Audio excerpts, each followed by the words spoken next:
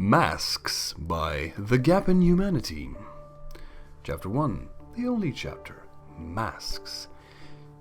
Tia tries so hard to be strong. I understand her tenacity, her pride. She aims to be the pillar of constant reassurance. It's as though she wears porcelain masks, carved and painted by the most skilled craftsmen into all the fundamental shapes of a millennial sovereign. For a time after my return, she even had a smiling mask she wore for me. But sometimes her sturdy strides falter, her knees give, and she finds herself on her hands, head bowed, with no resolve to regain her steps. It is behind closed doors that Tia drops her porcelain masks. She tries so terribly hard to be strong.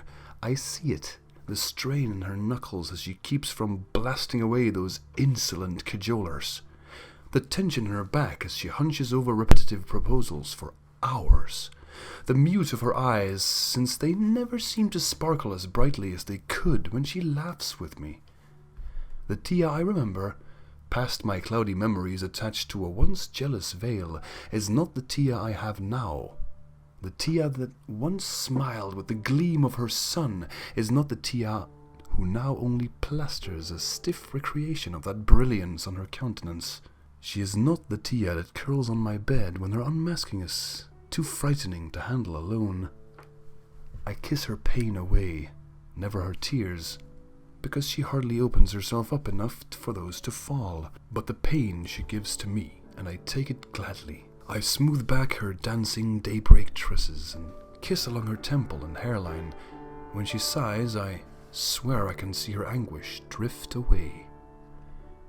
There was a night, like others, very, very sparse, when it came time to shed herself of the beautiful lies she daily adorns.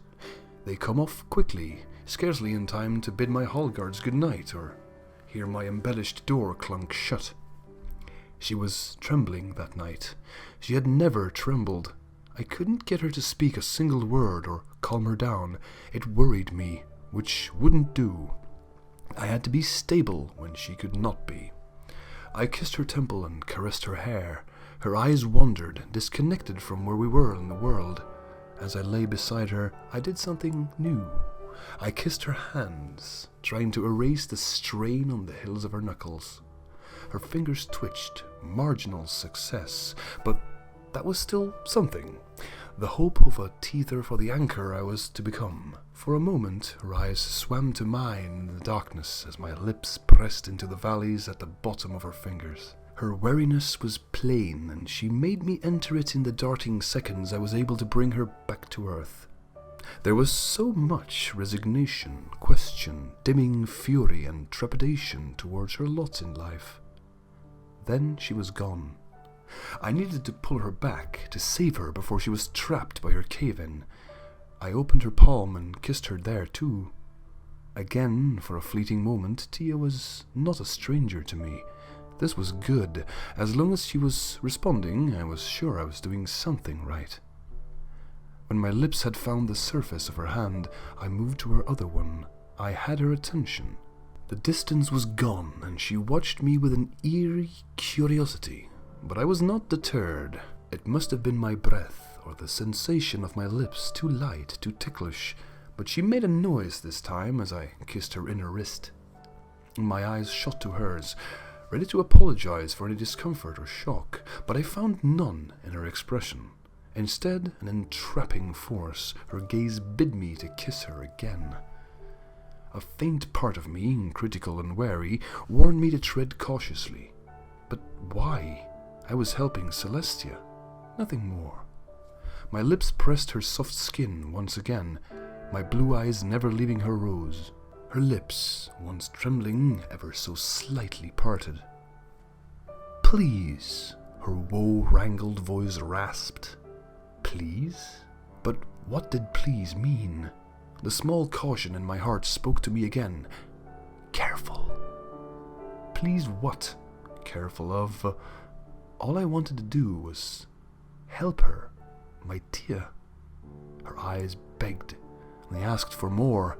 With tremendous speed, more turned into an avalanche of thoughts and actions. The trepidation, the pensivity, the hushing of that little voice that wondered why I was not against this. She pleaded to me, with her watery eyes and quivering inhales, with her needy, urgent fingers and her very persuasive groans, nudging me, pulling me towards her. At some point my lips had begun slipping the pads of her fingers into my mouth, and when my teeth accidentally grazed her, I lost my better sense to her well-being. If you could count a naked Tia panting below me as her well-being. Would this heal her pain, or simply mask it?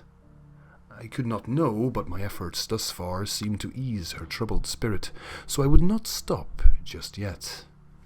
I lowered myself to her, pausing at the delicate fold that waited eagerly for my lips. This could take the sadness away, I thought. A gentle touch and intimate attention. That is what she needs, and if she cannot trust me, her best friend, her sister, who else could she turn to in this moment of grand vulnerability? She could never let them see her downtrodden. Immortals do not bleed. Well, so it is rumored. She grew impatient at my curious eyes, placing a hand on my head and leading me closer to her center. I quickly understood and guided myself the rest of the way, letting my tongue graze her heat. Her head fell back and her throat granted me an encouraging sound of her pleasured gasp. I myself could not hold back the excitement that built up in me. If the heady scent of her arousal had not been hinted to it, I was sure now that the flavor of her need on my taste buds was my new favorite. My tongue moved against her, brushing from her wet entrance to the swollen bud above. I was no novice in regards to pleasing women, but this situation I felt as though I needed to compensate. Of course, to show my sister how much I cared and appreciated her, but I also felt compelled to show off for big sister. It couldn't be helped. And what was a little showing off if only it added to her satisfaction? I savored every drop of Tia's nectar just as much as I did her moans and whimpers. Her fingers coiled in my hair, pulling in a delightfully rough way, though I doubt she was actively aware of doing so half the time. I groaned gravelly into her, adding a rumbling sensation that I could tell was shooting up her spine. She called my name as her hips bucked. My hand spread flatly over her stomach while the other entwined her free one. Tia was close to coming over the edge, and I was ready to catch her when she came crashing back down to earth. Like rolling dew on the edge of a leaf, her hips hung in the air once my lips suckled her clit. Then she dropped, my name the splash and echo once she landed, flat and still, save a few tremors that rippled through her body. I kissed my way back up her stomach and then under her chin. When I reached her lips, she pulled me in tightly, threading her fingers through my hair again and tugging me while she drank her flavor off my lips. She rolled us over and I wanted to protest. This was about her and her heavy heart, not me. But she wouldn't have it, and I was weak against her persistent tongue wedging itself past my teeth and brushing my gums. Foolishly, I looked into her eyes. They were no longer brimming with tears or dimmed by grief, but instead her spinel eyes blazed with heated promise that made my lower stomach dip. Never had I seen her so possessive, but that night her ravishing lips and quick fingers claimed me. I did not know when my clothes were gone any more than I know when she had begun to caress my wetness with her tongue. I was swallowed in the tide of her consuming passion. In the works of my third orgasm, it was then that I managed to gather my wits. I could think past her grazing nails on the tip of my nipples and her tireless tongue stimulating my pulsing bud. Was this wrong? I managed to wonder, now that the intentions were changed. While I wanted nothing but to ease my sister's pained heart, Tia clearly wanted to make more of the situation than healing. This was exceeding a simple thank you or reciprocation for good measure. This was Tia actually pleasuring me and, I dare say, enjoying it. I cannot lie and say I did not as well. Possession, dominance, control.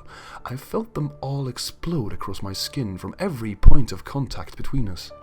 They stuck through the thickened air like lightning in water, jolting white-hot aftershocks every time our eyes met. Her lips on mine and the smell of her exertion in my nose told me of more than the power she held, but of the power she sought. She too was performing, for me and for herself, to show that she could be useful in more than just a political way, to please with more than just a tempered grace, to assure herself she could do more than be only a princess, but a desired and appreciated lover. Quickly, I realized she was losing herself before me, and there was no one else she could do this for. She wanted to let herself go, and this, I was the safety line that let her venture into the unknown without drifting too far. Was this love or lust, compassion or consumption? She and I were now eye level, her fingers pumping between my legs. As one of my hands mimicked her, plunged knuckles deep into her clenching heat, the other entwined with her hair, grazing her scalp and keeping her lips sealed to mine. When she peaked for the last time, clenching, then quivering, then petering out in calm waves, I followed soon after. She rested her head against my shoulder while her arm lay on my torso. There was a silence that stretched as the drumming of our hearts calmed, and within that silence was the return of our sense, if we had ever had any at all. I could feel her against me, much differently now than in seconds before, where every tangible sensation of her was mingled in desire. Tia, with her body in a fetal curl to my side, felt small, and in the same way one imagines their size in the vastness of the universe. I could feel her contemplating, wondering what to make of this, and some part of me worried that she could try her politician excuses for the moment we shared. I wouldn't allow it, not after all the crossed boundaries and the release this night brought. I too felt myself wonder what this would mean for us, but I refused to let this become a regret, no matter the outcome. Just as I predicted, she started to speak of apologies and having unclear thoughts, but I challenged her. This was something you needed. This is what snapped you out of that depleted state. This is what gave you a meaning, not forced onto you. I told her that it was not best to ruin such a new experience on a sour note. Things like right and wrong. She was still, most importantly, my sister. We had tomorrow to deal with this. "Thank you," she said, looking not at me but at the depths of my soul. Peace flooded me from her words. That night, Tia slept in my arms, our bare skin pressing to one another. Tomorrow was only hours away, but it could have been an eternity as far as either of us were concerned. Author's note. I'm trash. This story's trashing. Everything is trash. On a serious note, this was supposed to be a writing exercise on character consistency. I wanted to see if I could write a whole piece in one character's voice. Did I do Luna justice? Yes, you fucking did.